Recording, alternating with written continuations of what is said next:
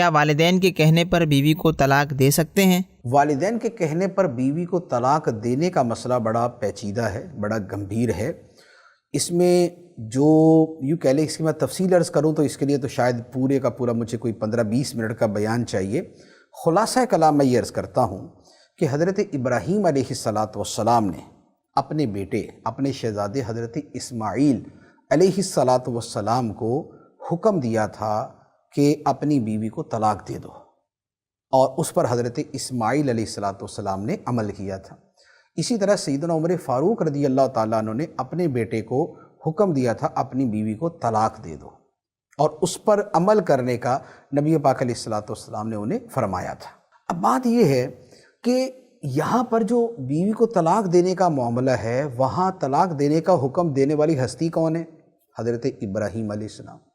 دوسری طرف ہیں سیدنا عمر فاروق رضی اللہ تعالیٰ عنہ، جو انبیاء کے علاوہ جتنے انسان ہیں ان سب کے اندر دوسرے نمبر پہ سب سے افضل ترین ہستی، صدیق اکبر رضی اللہ تعالیٰ عنہ کے بعد۔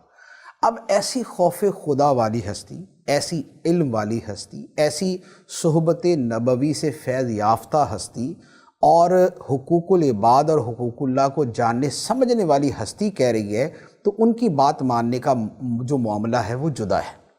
ہمارا جو زمانہ ہے اس میں صورتحال یہ ہے کہ چھوٹی چھوٹی باتوں کے اوپر بھی ماں باپ پیچھے پڑ جاتے ہیں کہ بیوی کو طلاق دے دو۔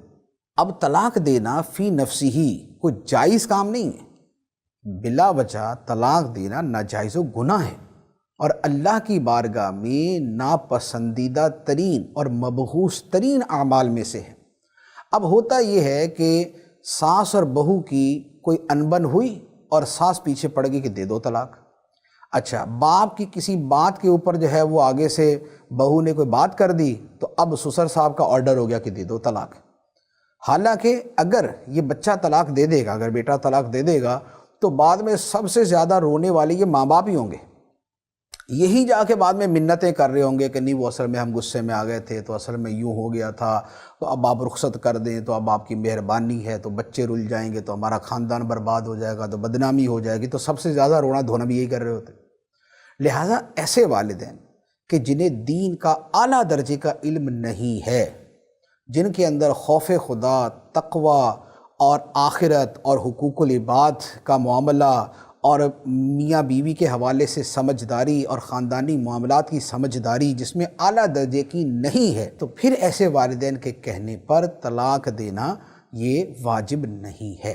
تو یہ ایک تھوڑی سی میں نے تفصیل عرض کر دی ہے، تفصیل اس سے بھی زیادہ ہے، اس پر ہمارا دارالفتہ اہل سنت کا فتویٰ بھی موجود ہے۔